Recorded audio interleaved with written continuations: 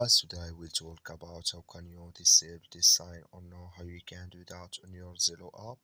We're going to figure out the solution or know how you can do that. You just follow this ways, then it's going to work with you. So all you have to do, you just go here above this sign, click on it. When you just click here on this sign, it's going to show for you a list like this.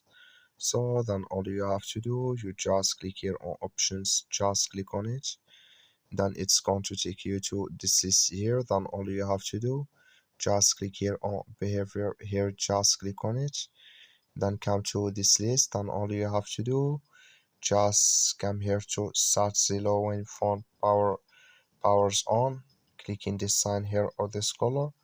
Like you see color, it's gone. That means start Zello when phone powers on, it's disabled with us now. So that's all you have to do. I wish you I get it. Thank you for watching. Don't forget to support us by liking